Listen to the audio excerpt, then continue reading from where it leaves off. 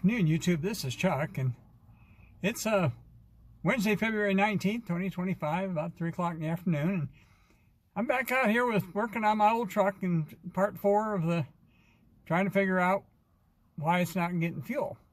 Now, if you watch the previous videos on this, the first 3 parts, you'll know that where we're at right now is we've determined that the fuel pump's okay, the filter's not clogged, and what's happening is the electrical system on the truck is not telling the fuel pump to come on, and that's why the truck won't run. And we jumper wired it and actually moved it down to get it out of the way so we could go on our trip, and it's been sitting here ever since. So finally today we got super nice weather, and I'm out here fiddling with it again. So let me kind of tell you where I'm at. I'm pretty sure that it's going to end up being a problem in the ECU, which is the engine control unit, which is the main computer. But before I jump into pulling that out and start messing with that, there's a couple other things I do need to check. And one is the fuel pump relay, and I've got that removed and on the fender well over here.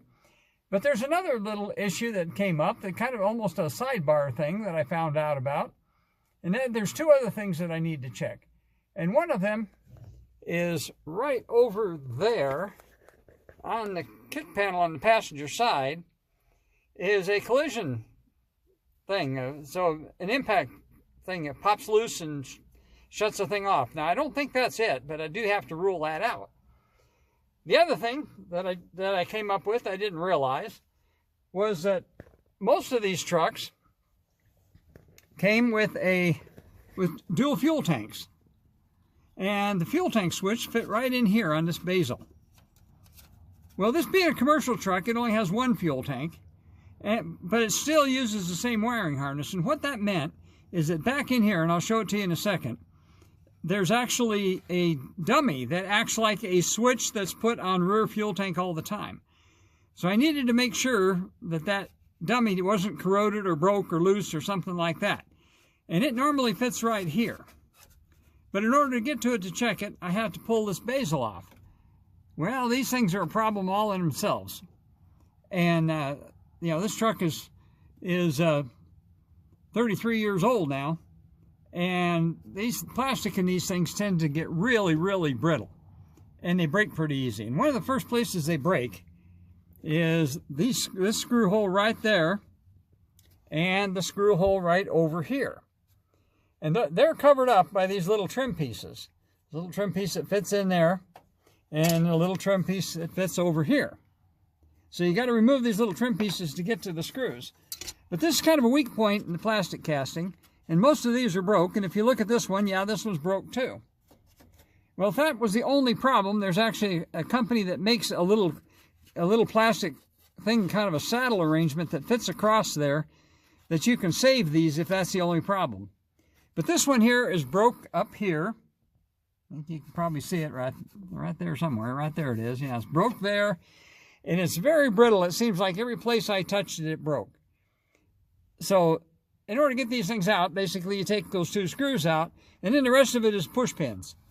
And so I got this thing out, and so I had to get that out in order to look for that deal there. Well, the other thing, before I pull the rest of the way out, is I was watching a YouTube video on how to do this, and one of the issues that they had on the guy that was doing the YouTube video is right here is the flasher for the turn signal. Where am I at there? There I am. This is where the little light arrow flashes for the turn signal. Well, his didn't work on the left side. Well, neither did mine. So that figured as long as I pull this apart, I ought to fix that. All right. The one on the right, which is right there, if I can get this focus, is right there. That one works. But the one over on this side doesn't work. So it's just probably a bulb, and I just need to fix that while I got it apart.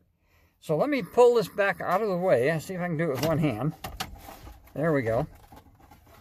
Set this over out of the side of the way there. So in order to get to the bulb, now the bulb for let's get the camera down here. The bulb for the turn signal is right in there, but it's way, way back up in there. Now, the guy that was doing that YouTube video, let me get this out of here and maybe put it over here. That might be better. Yeah, there we can see it better. Well, see, that bulb was way down in there. Well, the guy that was doing the YouTube video, he had a very long pair of needle nose pliers. But they were slick. They were metal, and of course against the glass, you don't want to break the bulb. And so, but what he did is he took a little piece of shrink wrap, like wire shrink wrap, and put it on the end of his pliers. Well, I don't have any pliers like that, but one thing I do have is I got a long pair of tweezers. And so what I decided to do is put a little bit of that shrink wrap on the end of my tweezers. And I'm going to see if I can get that bulb out of there, and I'm going to see if I can, you can watch while I'm doing it.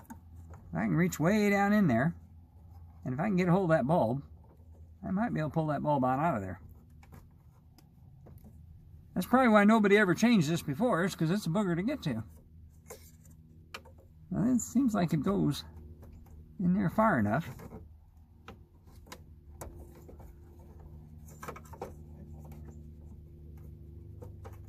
We're still having issues here.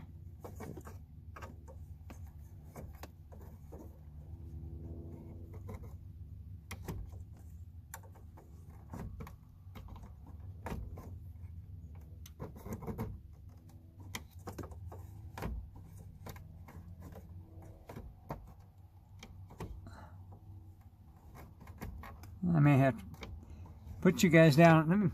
Let me turn the camera off here for a little bit, and so I can use both hands and concentrate, and I'll see if I can get that bulb out of there. Well, you never quite know how these silly things are going to turn out. But what happened was I started moving that bulb around, and it seemed like it seated somehow. So looky here. Yeah, looky here. I guess I maybe didn't turn that. There we go. Now it works. It didn't work before. I didn't have to change the bulb. Just had to mess with it a little bit. And of course the one over here works. That's the alternator light there. They get bright when the engine runs. And of course check engine light. So that solves that problem. Well, the other thing I wanted to do while I was here is you can see that this lens on this instrument panel here is pretty dang dirty. It's probably never been removed as long as this truck has been here. And it's filthy dirty. So as long as I got it tore apart this far, I figured I might as well try to clean that lens. Well, it's a little easier said than done, I guess. There's a screw hole there, and it's broke. There's one right over here, and it's broke. There's another one over here on this side, and another one over here on this side. If I get the camera around there to show you, right there. And then there's three across the top. Well, this one here I was able to get to with a screwdriver, but these ones up in the corners, that one up there, and this one over here, you just can't get to them with a regular tool. So what I did is I tried to improvise, and I took one with a little, what they call an ignition wrench, and I put a little, it's a T15 Torx, and I taped it in there to make a temporary wrench. And now it's going to take me two hands to do this, so I'm going to shut you off, but I think I can reach up in there with this, and I think I can get to those two corners and take this lens out and clean it. Now the video that I watched, the guy in the video, he actually replaced this, put a new one in there. And I obviously don't have one, so I'm going to try first of all wash this one up and clean it up good. And then I might use a little bit of, I got some plastic polish for motorcycle face shields and stuff. I might try to put a little bit of that on it and see if I can clean this up a little bit and make it look a little better. So once again, I'll be back here again in a couple minutes when I got something to show you. Well, looky there. I got that thing out of there. Well, look at that. Look at that filthy old thing. So let me take it. I'll take it in the garage and see if I can give it a good cleaning. Like I say, maybe polish it up a little bit. And I'll show you what it looks like when I get it back. There, it's all back together, and you can see it. And it looks a whole lot better. The sun's kind of at the wrong angle right now, but it's certainly not perfect, and I could have cleaned on it some more, but it's good enough for right now. So let's go look at this thing. I'm going to get the camera back over here. Okay, this is that dummy switch that I was talking to you about. And if you notice right here at the top and down here at the bottom, you can see where it has screws that come in from the back side, and that's what holds it in place in that front of that, in the front of that molding arrangement here.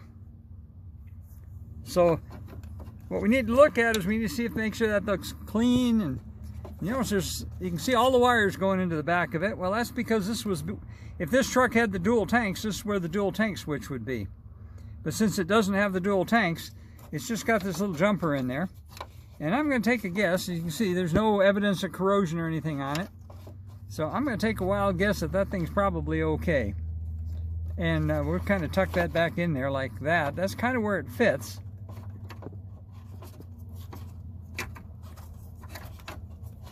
Somehow about like that. Now this another thing, if you have to take one of these dashes apart, this is the headlight switch, and there's the knob that goes off of that. And to get that knob off, you see that little slot there? Well, back up inside there's a little retainer, and you can use one of this little pick arrangement here to reach back in there and pull that retainer forward, and then that thing will slide off. If they've been on there for a while, you might have to wrestle with it a bit. But you put that pick right on the back side of that in that slot, and you pull it forward, and that should release that retainer to let that knob come off so that you can get this dash off. Now I'm going to put this thing back together, and the late afternoon sun's not being kind to me right here for filming. But as you can see, I got it stuck up here in the corner. And what I really should do is I really should replace that. Let me get out here where I can talk to you. What I really should do is I should replace that. And they are available. They're both available through the aftermarket. And there are even places that sell what they call NOS, which is new old stock. These whole arrangements, you can get the whole thing. Now the aftermarket ones, the replacement ones, they're probably made offshore, and they're about $200 a pop, roughly, with tax and shipping. The new old stock ones are a lot more expensive. They can go be close to $500 for one of them if you want to get that serious about restoring your truck. But and then again, you remember the new old stock ones, they were made back in the late 90s when these trucks were being made, and so they've been sitting in a warehouse somewhere for 30 years. And so they're probably not in any whole lot better shape than one you took out of there. So I'm going to try to put this thing back together, and I think it's going to take me both hands. And so I'll bring you back again when I'm done, and then we'll go on to the next thing. Ain't that a mess? Well, folks, do you hear that? It's running. It's actually started and ran. What I'm thinking it was, let me go outside here and let me show you what I think it was.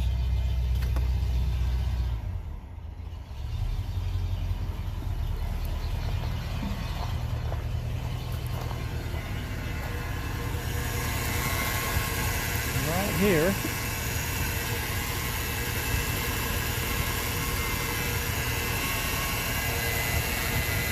Hand down here to get hand in here to release the little catch.